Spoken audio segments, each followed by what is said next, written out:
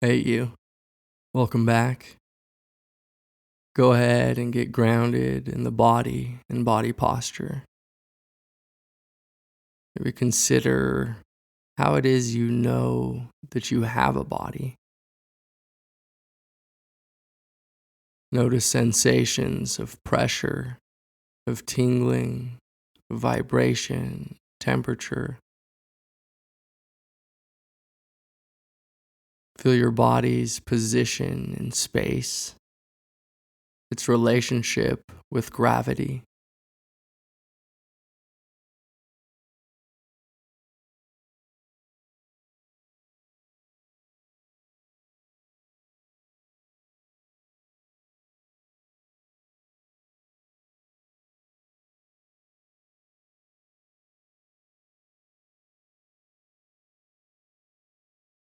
Pay close enough attention to realize that there is no unchanging thing called body.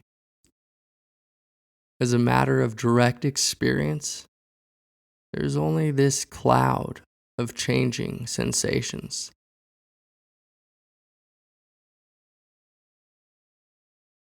And in this cloud of changing sensations, you can become aware of the breath.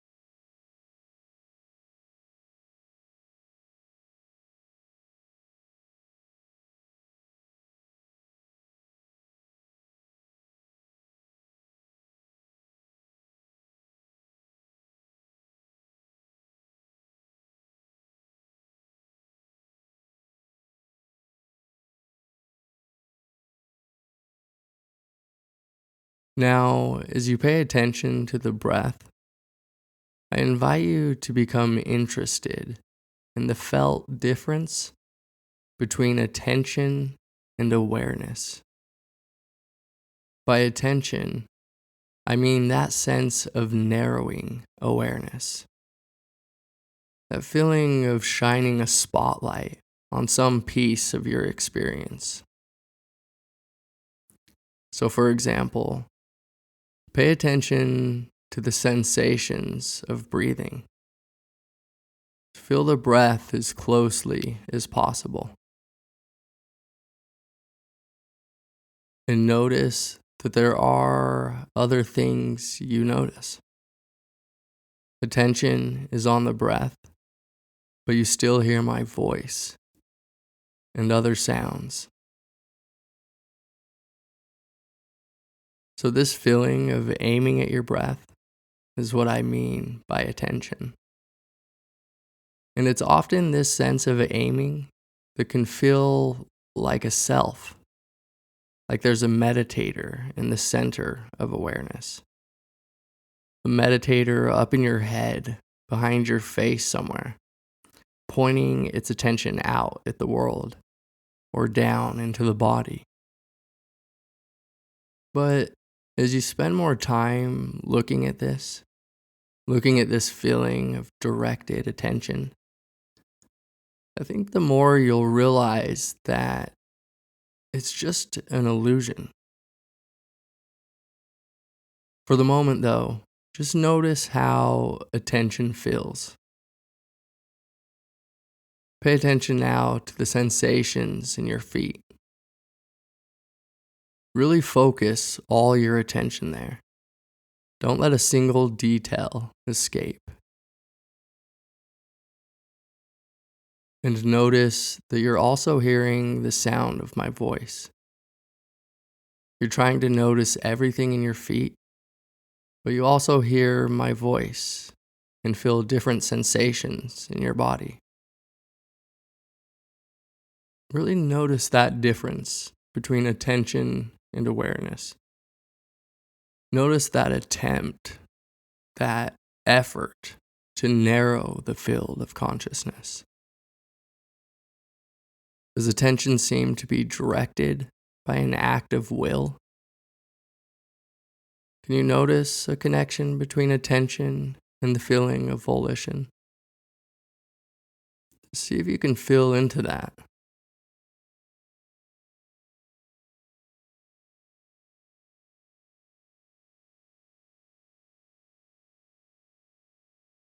Now pay attention to the sensations in your tongue. Put all of your attention there. Try not to focus on anything else.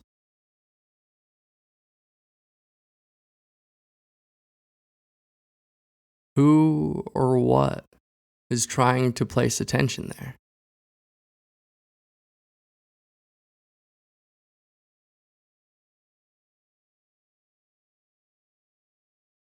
Attention can also be directed into the mind itself, into memories and images.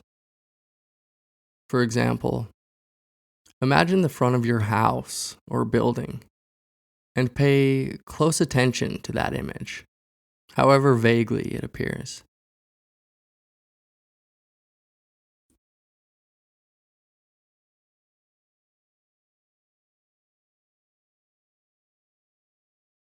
And now pay attention to part of it. Can you imagine the entire thing, but pay closer attention to the front door?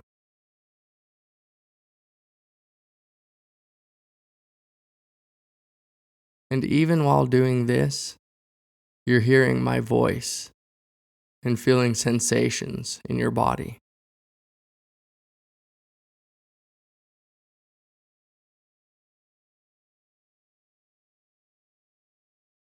I know this was probably a weird exercise for you, but I invite you to play with this sense of attention a bit more. Maybe ask yourself throughout the day, where's my attention? And then follow up with who or what is directing my attention.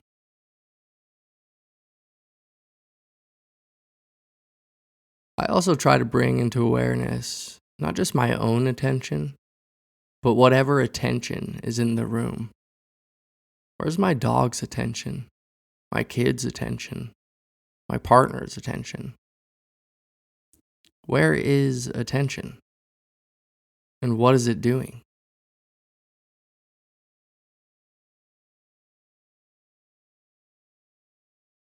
For the last minute of the session, just give up all efforts.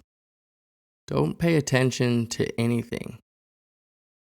Just sit your mind back and down and notice whatever appears in this wide open space of awareness.